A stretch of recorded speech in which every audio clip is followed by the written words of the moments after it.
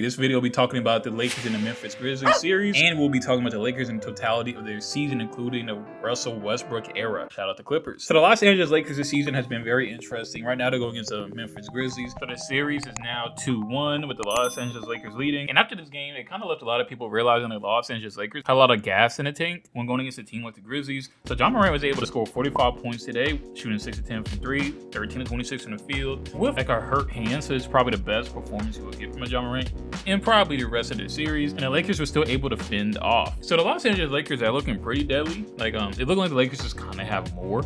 As you guys know, Ja Morant got injured in game 1. Because of the Ja Morant injury, a lot of individuals wrote the Grizzlies off, thinking that the Lakers would be easy going up 2 to 3-0 in the series, and with that, the series would be easy to the Lakers. I actually kind of had a feeling as soon as Ja Morant got down, the Lakers would blow a game, because the Lakers do have a tendency to play down to the level of competition. I think the Grizzlies are the best team in the playoffs without their best player. So like you take the best player off of a lot of different teams. I think the Grizzlies are towards the upper echelon of teams that will perform well without their best player. The Grizzlies proved that to us last season too, when the times that were missing Ja Morant, and even this season, if I'm not mistaken, I think they were actually pretty good even the games without Ja Morant, even though they did go on a little minor skid. But yeah, the Los Angeles Lakers, this series, I believe they became the favorites to win. Towards the end of the season, the Lakers were playing so well that the Lakers actually became one of the favorites to come out the West, a favorite to beat pretty much every team except for like the Suns. The Lakers kind of have two camps around them, either the people that think the Lakers are a deep team because they do have one of the best rosters in the playoffs, or it's the people that think, oh, it's the Lakers, why would we have faith in them?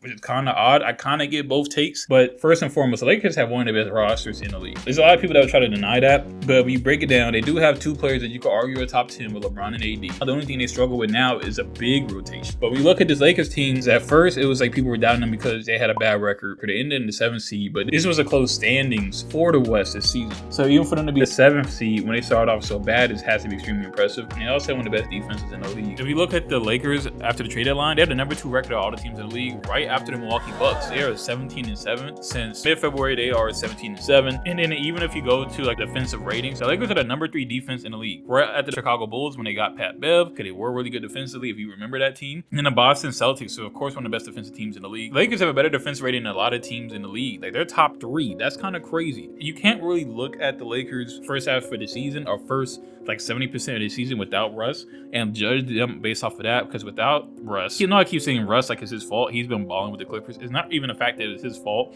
It's more so the fact that the Lakers didn't have a lot of pieces. So now that the Lakers actually do have these defensive pieces, they do have like a Jared Vanderbilt, they do have these guards that actually are hustling. They have a lot of people to fill in so that your third best defender is not Pat Bev or second best defender is not Pat Bev. The Lakers now have a lot of offensive and defensive potential, making them one of the most deadly teams in the league. So then when you look at the Lakers in the playoffs, it's kind of odd to see them as not contenders, because if you really want to look and see how good the Lakers are, you can see on NBA.com, advanced stats. It's not a hard Google search. The Lakers are one of the top teams in the league and it's not close. Matter of fact, if you really want to be honest, since the trade deadline, you could look at all the best teams in the league, and here you will see a big trend of the top playoff teams. And here you'll see like 1, 2, and 3. You have the Milwaukee Bucks, the Lakers, the Grizzlies. All those teams, which they do make sense if you think about it. The Lakers were not losing a lot after the trade deadline. They had a comeback from the 13th seed and are now the 7th seed, being a current 2 seed in the West. So when you look at the Lakers and compare them to a lot of other teams, it makes you think of the actual potential of them as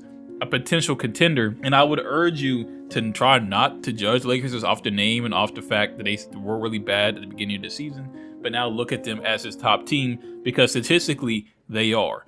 So I'm not exactly sure why people are hating on the Lakers, because that's what it comes across. It can't be logic, because logically you are in the playoffs with 2 top 10 players. One of them has been elite defensively all season. They've been relatively healthy, and since they got rid of Russell Westbrook, they have a better fit in D'Angelo Russell, who's a shooter. They also have Malik Beasley, who's another shooter, and they have a great defensive rotation. And they got so many wings that some are even playing. Like Rui had 20 tonight. Lonnie Walker, did he even get any PT? Lonnie Walker at certain points in the season was able to put up 20 points in like 3-4 straight games. And he didn't play a single minute tonight. Like Mo Bamba didn't play a single minute tonight. William Gabriel didn't play a single minute tonight. Max Christie didn't play a single minute tonight. Now, I will say William Gabriel and Max Christie aren't players you necessarily want to get a lot of PT. But Mo Bamba and Lonnie Walker are both players that could get rotational minutes on any team. And Lonnie Walker, I would argue, could start on a lot of teams right now. Lonnie Walker had a good season, and he's not even getting PT because the Lakers are so deep. Yeah, but regardless, I do want to say shout out to the Grizzlies. I do think the Grizzlies are a very talented team. I think it's very telling that Ja Morant can get injured. Next game, Ja Morant won't play. The Grizzlies actually win because the Lakers take their foot off the gas, as they often do. The Grizzlies basically whooped them. Like in the first quarter of the game, they won by 12. They end up winning the game by 11 points. And the Grizzlies able to maintain that lead without Ja Morant. Ja Morant then comes back, even though they did lose. Ja Morant draws 45 points and looks unstoppable, even though it wasn't enough. I think the Grizzlies have a lot of fight in them. Not only that, I think the Grizzlies are actually like one like minor / major piece away from making some real noise. It'd be dope if they could actually have like a Oladipo type player, or I guess like a more consistent Oladipo type player, just to fill in and kind of take the load off Ja Morant a little bit from the guard position. I know that's kind of what Desmond Bane is there for, but I just think the Grizzlies are maybe a little bit away. Or maybe if they had like a big besides Jaren Jackson Jr. to have like a little bit more of a dynamic, or just a wing, just anything basically. Like if they were able to get like an Andrew Wiggins type player, this team would be kind of nuts. The Grizzlies, they're just a young, hungry team, and even if they beat the Lakers, like I guess I'd be happy for them. Like I think everyone likes the Grizzlies, we just don't like Dillon Brooks. Yeah, cause fuck Dillon Brooks. But I would say I do think the Lakers will win this series. I don't want to say on how many games, only because the Lakers have the habit of taking their foot off the gas. Like if Ja Morant doesn't play in a game, I kind of expect the Grizzlies to win that game. And that can be scary for a team. I think it's Anthony Davis, because I think it's him. He kind of just not that aggressive, and I don't think he had the extra gear. But I do think they have more than enough to win against the Grizzlies team. But let me know if I'm wrong. Let me know what you think. Grizzlies fans, try not to be mad at me. I understand. But if you're mad at me, try to leave an actual constructive comment about why you disagree. I'm not here to disagree just for the sake of disagreeing.